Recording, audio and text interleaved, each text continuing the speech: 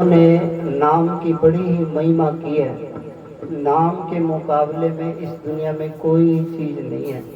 एक संतों ने नाम के बारे में हमें राम का नाम सुना है, पर उसकी महिमा का हमें हजारों में, लाखों में, करोड़ों में कोई एक आदमी को पता है कि नाम क्या चीज है। नाम एक अक्षर नहीं है। अक्षरों से तो किताबें पढ़ी, नाम एक शक्ति है। कोई आदमी धरती नहीं बना सकता, कोई आदमी सूरज चांद तारे नहीं बना सकता, कोई आदमी पहाड़ नहीं बना सकता, कोई आदमी समुद्र नहीं बना सकता। इसके पीछे वो शक्ति है, उसी को नाम कहते हैं। मालिक है वो राम।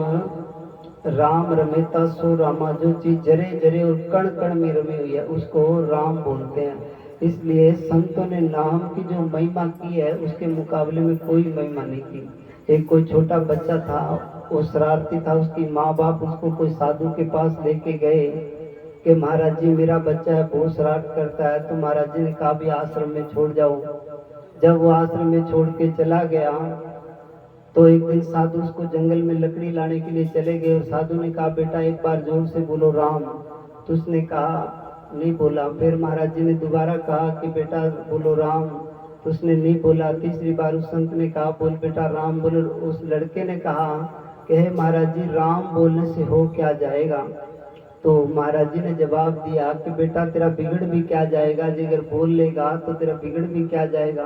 तो उसने कहा महाराज जी राम। तो कहने लगा तेरे जीवन का कल्याण आज से हो गया है। तेरे भक्त जो मालिक की दरगाह में तुझे यमदूत लेने के लिए आएंगे, तेरा कोई जन्म में अच्छा कर्म नहीं किया होगा, कहीं भाई नशा किया है, कहीं बुरे कर्म किया है, अच्छा कोई कर्म नहीं पाएगा। तो राम के बदले में कोई तेरे से पूछा जाए कि इस राम के नाम के बदले का क्या फल लेना है, तो उनको बोल देना कि इसके बदले में जो फल मिले वो दे देना।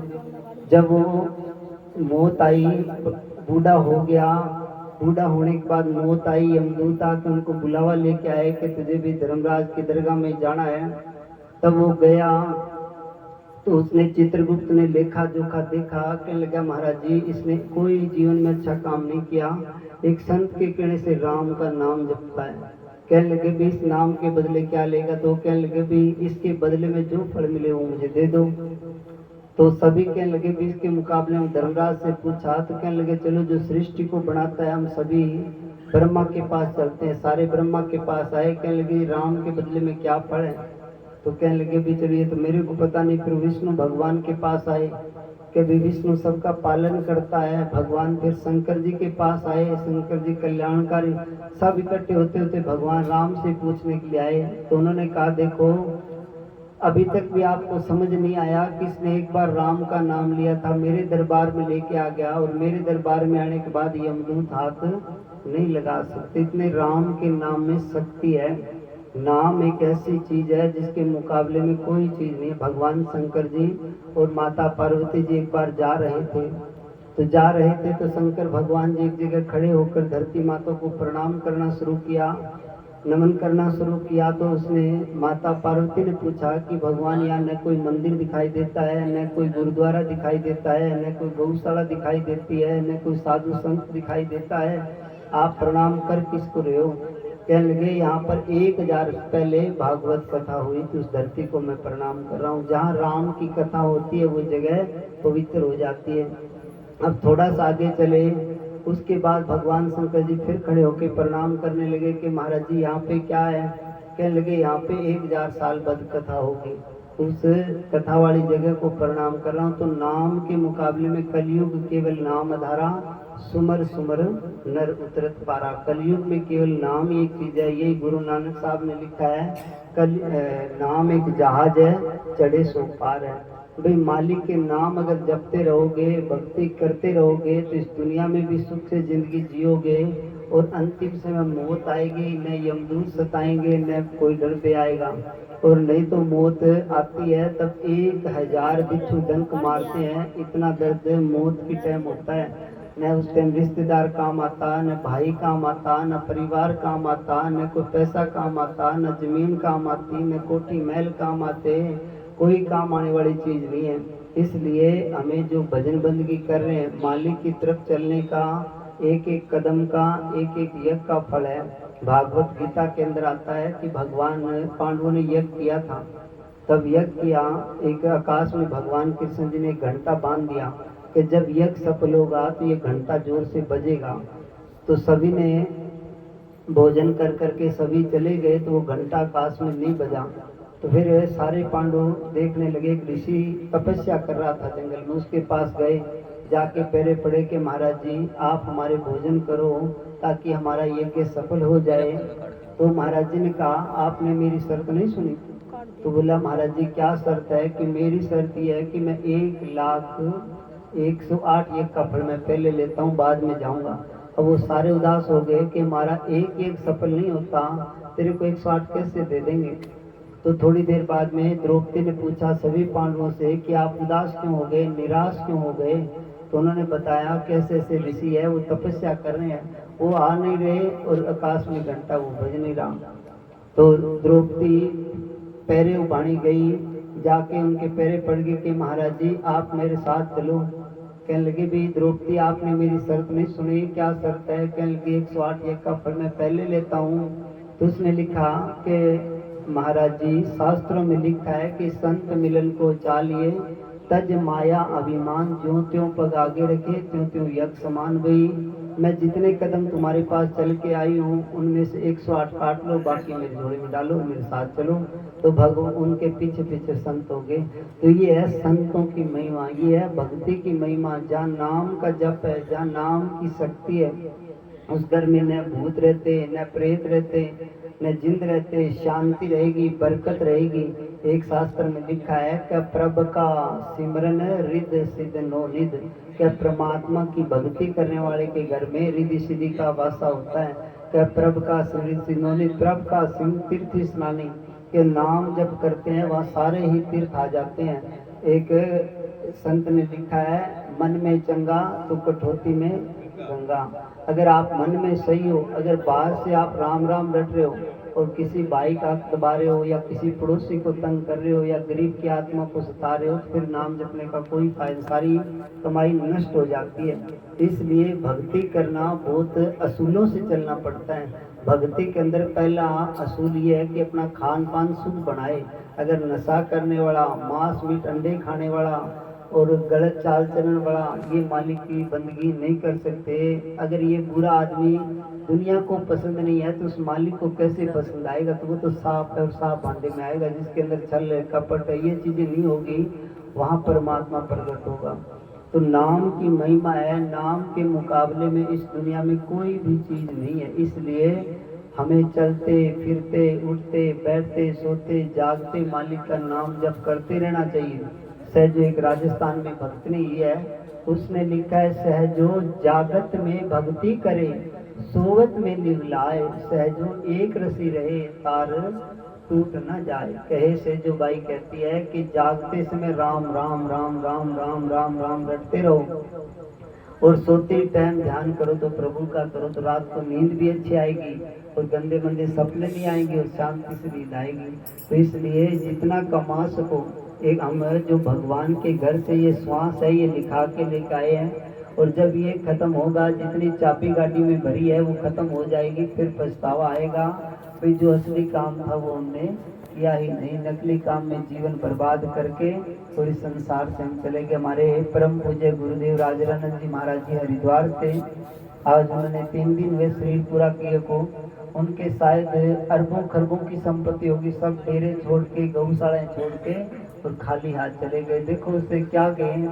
एक संत ने पूछा कि महाराज जी राजरानंद जी से कि महाराज जी तुसी असली कमाई करते हो या नकली करते हो? तो उन्होंने पूछा कि महाराज जी असली कमाई कौन सी है और नकली क्या है? नकली कमाई ये है कि ये दुनिया के अंदर जो हम कमा रहे हैं ये यही रह जाएगा। असली कमाई राम नाम धन की कमाई है। आज देखो आप गोपी राम जी की ढाणी चल के आए हो, कदम कदम रख के आए हो, तो आज साथ संगत में आके बैठे हो तो साथ संगत का रंग लगेगा। संगत का तुम्हें ये होगा कि वो संगत में गए थे, बड़ी खुशी मिलेगी और बड़ा ही आनंद आएगा। और अगर रात को चाहे कि 2 चीजें मैं कई बार कथाओं में कहता हूँ कि 2 चीज चाहे कितनी घटा लो कितनी बजा दो, नींद चाहे कितनी बजाते चले जाओ और भूख चाहे कितनी बजाओ, जागोगे तो कुछ पाओगे, सोओगे तो खोगे। जागत है सो पावत है, सोवत है सो खोवत है, उठ कबीरा जाग और रसायन छोड़ के तुम मालिक करने लाग। जब भक्ति करना शुरू करोगे, नाम जब शुरू करोगे, एक ही नाम को पकड़ लो। कोई भी नाम आपको ऐसा लगे कि प्रिय नाम ये, उस नाम को जपते रहो। आपको न तबीज बांधने की जरूरत, न कहीं जाने की जरूरत, पाखंड में ढोंग में कहीं पढ़ने की जरूरत नहीं। भगवान आपका सहाय हो जाएगा। आपके घर में पशुओं में भी फायदा है। घर में अब देखो अपने 14 चक के अंदर क्या है कि 14 चक की जो लीला है वो नाम जप की लीला है। सारे शाम को बच्चे, छोटे छोटे बंदे, कौन भजन गा रहा है, छोटा सा बच्चा है, इसको सैकड़ों भजन याद होंगे। तो ये किसकी महिमा? ये नाम की महिमा है। ये नाम की जो जुड़ गया उसके पास सारे काम पूरे। पर वो नाम मिलता किसके जरिए है, किस करने से मिलता है? वो पहले कोई जानकार महात्मा साधु मिले और वो मालिक के घर का रास्ता बताएगा, तब हमें मालिक के घर के रास्ते का पता चलेगा। इसलिए पहले क्या हो कि पहले गुरु, अच्छा गुरु मिले। और जो गुरु मिला है उस गुरु की पहली बात तो हमें गुरु के बारे में ज्ञान ही नहीं। आज क्या है कि कलयुग है, कलयुग के अंदर पाखंड बहुत ज्यादा है और सच्चाई बहुत कम है। इसलिए एक संत ने लिखा है कि किसी पे विश्वास नहीं करना। करना क्या है कि अपने प्रार्थी मार के, आंख बंद करके, अपने ध्यान करके अंदर मालिक से ये प्रार्थना करनी है कि परमपिता परमात्मा, मुझे आप पूरे गुरु से आप ही मिला सकते हो। मेरी कोई हिम्मत, कोई ताकत नहीं जो मैं गुरु से मिल सकूं। अंदर से फरियाद करोगे, अंदर से पुकार करोगे तो वो गुरु कोई न कोई रूप में, ये दुनिया संतों से खाली नहीं रहती। एक संत ने लिखा है, आग लगी आकाश में, झड़ झड़ पड़त अंगार, संत ना होते जगत में, जल मरता संसार। इसलिए साधु की, संतों की खोज करके और अगर भक्ति कर ली तो ये जन्म सफल है। नहीं तो हम खाली आए और खाली चले गए। जिस काम के लिए हम दुनिया में आए थे वो काम नहीं किया तो ये जन्म बर्बाद चला गया। इसलिए वो कहते हैं, राम नाम के हीरे मोती, राम नाम के हीरे मोती, मैं बिखरा गली गली, मैं बिखरा ले लो रे कोई राम का प्यारा, ले लो रे कोई राम का प्यारा। शोर मचाओ गली, शोर मचाओ गली गली, राम नाम के हीरे मोती, राम नाम के हीरे मोती, मैं बिखराऊं गली गली, ले लो रे कोई राम का प्यारा। शोर मचाओ गली गली, जिसने ये हीरे लूटे, जिसने ये हीरे लूटे, वो तो मालो माल हुए, वो तो मालो माल हुए।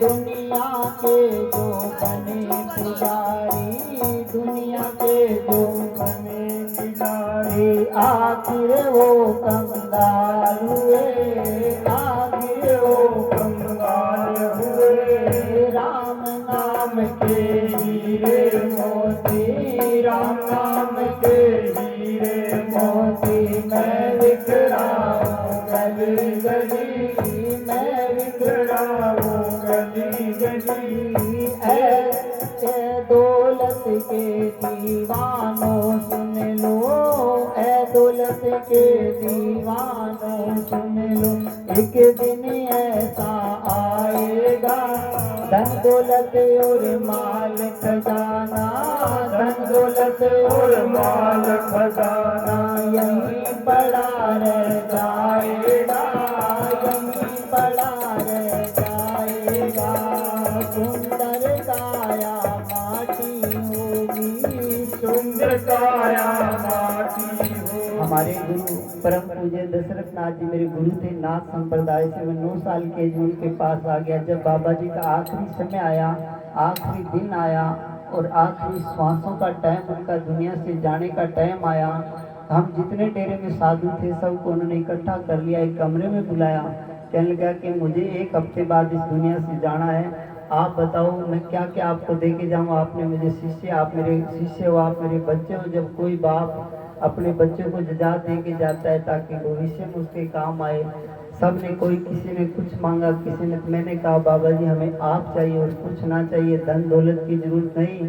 धन तो हमारे घर जमीन छोड़ के आए हैं, घर छोड़ के आए हैं, फिर सब कुछ त्याग के तेरे पास आए, हमें तेरी ही जरूरत है और दुनिया की जरूरत नहीं। जो धन दौलत का क्या मांगू। कबीर ने लिखा है, कबीर जब भगवान को प्रकट कर लिया, माता लोई ने कबीर से कहा कि तू कोठी मांग, महल मांग, धन मांग। कबीर वहां क्या गाता है, क्या मांगो कुछ फिर न रहाई, देखत नैन चलो सब जग जाई। क्या मांगो कुछ फिर न रहाई, देखत नैन चलो सब जग जाई। कबीर जी कहते हैं कि मालिक से मैं क्या मांगूं, आंखें देखे संसार जा रहा है, इसमें मांगने वाली चीज है तो परमात्मा से परमात्मा ही मांगना चाहिए। जब वो परमात्मा आ गया तो अपने सारे काम पूरे हो गए, नहीं तो एक भी काम पूरा नहीं है।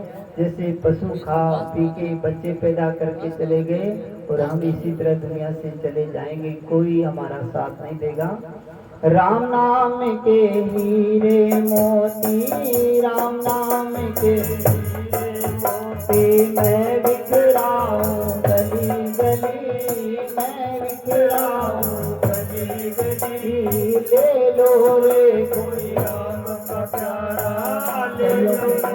कईयों के ये मन में सवाल होता है कि संतों के महात्माओं के पीछे तो कोई गरीब घूमते होंगे या कोई सुल्फा गांजा पीने वाले घूमते होंगे। अरे संतों की कदर कौन करता है, या तो पुराने जन्मों की भक्ति होगी। पहली बात तो आदमी अपने धन के नशे में चूर होगा। फिर मेरे को एक आदमी था हमारे डेरे के पास में, तो उनके पास मैं कहने लगा महाराज जी सुबह बाहर आते हैं, ताऊ जी आप दर्शन करके आए करो, इतने बड़े संत हैं। कहने लगा मेरे पास आएंगे तो 2 बोरी कणक की मैं दे दूंगा, संतों की मेरे को क्या जरूरत है। जब मौत आई, जब कभी वो कहता है मेरे को भूत दिखाई दे रहा है, कभी कहता है मेरे को डर लग रहा है, क्या महाराज जी के एक बार कहो कि मेरे को भूतों से छुटाए, कभी काले कपड़े वाले दिखाई दे रहे हैं। तो मैंने जाके महाराज जी से कहा बाबा जी वो सामने वाले पड़ोसी आपको याद कर रहे हैं क्या, उनको कहे 2 बोरी कणक यमदूतों को दे दे, साइड तेरा खेड़ा छोड़ दे। वो कोई चीजों से नहीं डरते, वो तो भगवान के नाम से ही डरते हैं। इसलिए खूब लोग, कोई धन के नशे में चूर है, कोई लीडरी के नशे में है, कोई ओहदे के नशे में है।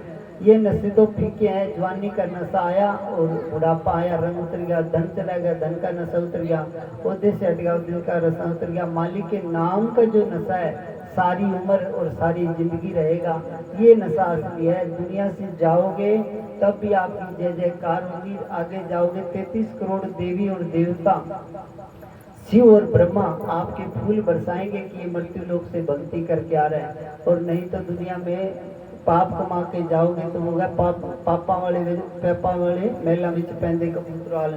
भाई हमें पाप पैसा इकट्ठा कर लिया, मान लो अच्छी बात है, कमाना चाहिए, पैसा कमाए के बिना दुनिया में काम नहीं चलता, पर पैसा कमा के उसको सही आई चलाई रखे, मालिक का भजन भी करे। ये नहीं कि सारी उम्र पैसे में गुजार दे, भक्ति में भी समय निकाले, कभी महीने में 2 महीने में कभी मंदिर जाते रहो, अच्छे गौशाला से जुड़े रहो, किसी धार्मिक आस्था से जोड़े रखो अपने को, कोई न कोई जगह से जुड़े रहो, ताकि राम के नाम से जुड़े रहो, ताकि आखिरी टाइम आएगा तो पछतावा नहीं होगा।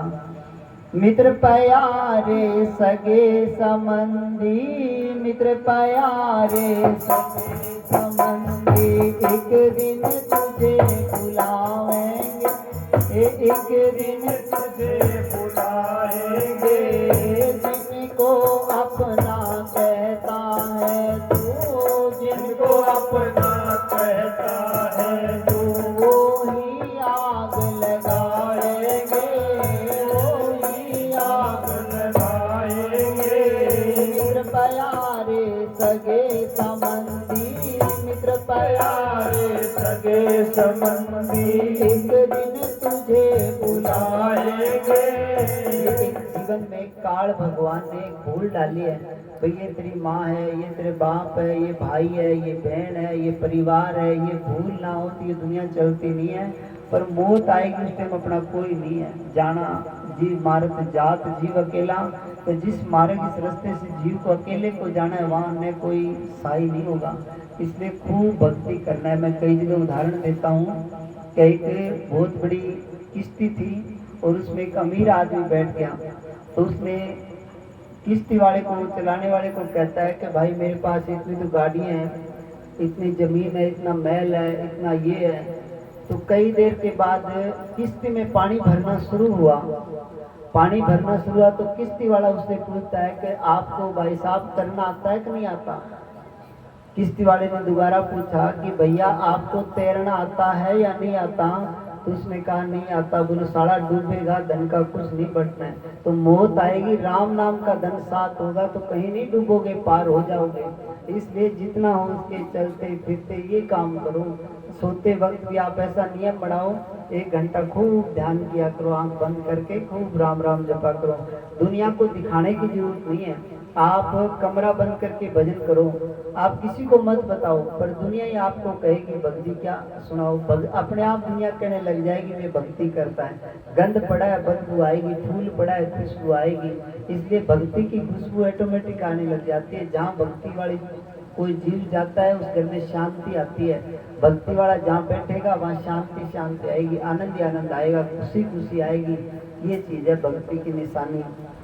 झूठे धंधे छोड़ के बंदे, झूठे धंधे छोड़ के बंदे, जप ले गुरु के नाम को, जप ले गुरु के नाम को। निंदिया चुगली छोड़ के बंदे, निंदिया चुगली छोड़ के बंदे, बातें सुन ले भली भली, बातें सुन ले भली भली। राम नाम के हीरे मोती, राम नाम के हीरे मोती। मैं बिक रहा हूँ गली गली, मैं बिक रहा हूँ गली गली। ले लो रे कोई राम का प्यारा, ले लो रे कोई राम का प्यारा। देखो अगर बीमार आदमी उसको कहे मिठाई खा, लड्डू खा, पेड़े खा तो नहीं खाएगा, और अगर स्वस्थ होगा तो खाएगा। तो हम सभी बीमार हैं। काम, क्रोध, लोभ, मोह, अहंकार, ईर्ष्या, निंदा, चुगली, वैर, विरोध, ये सारी बीमारी है। इन बीमारियों को दूर करने का इलाज सिर्फ मालिक का भजन है, इसके अलावा और कोई इलाज नहीं। तो इसलिए मेरी सबसे यही प्रार्थना है, खूब भजन किया करो, अपने मंदिर में आया करो और हर पूर्णिमा को सत्संग सुनने आपको भक्ति में जुड़े रहो। मैं कई बार भजन गाता हूँ कि 14 चक है। कैसा चक है कि 14 चक के माई बलज विराज रे, 14 चक के माई बलज विराज रे, बलज विराज रे, दशरथ नाथ विराज रे, बलज विराज रे, दशरथ नाथ विराज रे। 14 चक के माय बलद विराज रे, 14 चक के माय बलद विराज रे। उनके आगे भूत प्रेत सब भागे, उनके आगे भूत प्रेत सब भागे। उनका अजब निराला काम रे, 14 चक के माय बलद विराज रे, 14 चक के माय बलद विराज रे, बलद विराज रे, दशरथ नाथ विराज रे, बलद विराज रे, दशरथ नाथ विराज रे। 14 चक के माय बलद विराज रे, 14 चक के माय बलद विराज रे। पूरी चीजन दूर भगावे, पूरी चीजें दूर भगावे, नशा पता में वो छुटवावे, नशा पता में वो छुटवावे।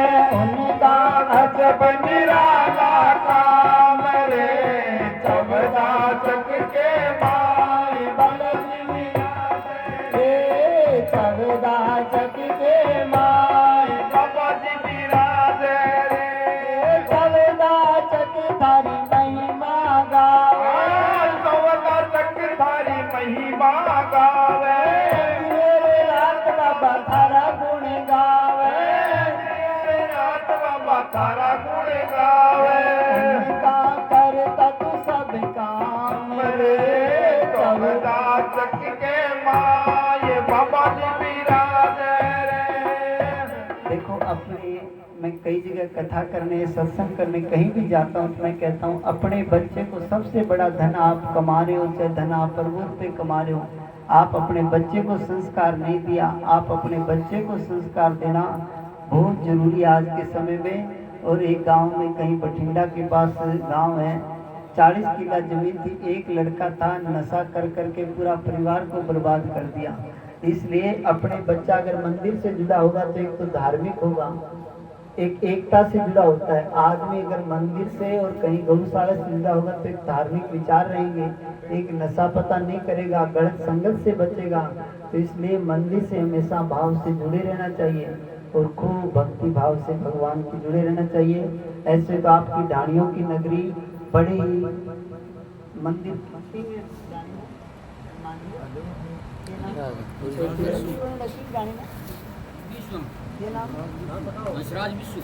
हंसराज जी विश्व की ढाणी हम चंदा लेने के लिए गए। पहली बात तो मैं ढाणियों की बड़ी तारीफ करता हूँ और हर जगह इस ढाणियों का कनवाड़ी की ढाणी है। और फिर भी देखो हम 14 चक के लिए चंदा लेने के लिए सब घरों ने हंस हंस के चंदा दिया। तो एक बार इस नगरी के लिए भी जोरदार ताली बजाओगे और बड़े ही नगरी के भाव लगे। और हम जहाँ मंदिर बना है उनकी ढाणी में गए तो उन्होंने बड़ा ही सम्मान से चाय पानी पिलाई। हम कम से कम 10-15 जने थे और अपने 14 चक मंदिर के लिए आए तो बड़ा ही उन्होंने सम्मान किया और बड़ा ही आदर भाव किया। और ये नगरी तो बालाजी से जुड़ी हुई है, हनुमान जी का मंदिर बड़ा ही सुंदर और बड़ा ही बना हुआ है। तो इसलिए भगवान से जुड़े रहना है और सबको अच्छे भाव से जुड़े रहना। जगदीश बोल, एक भजन बोलो, सुरता झूठो है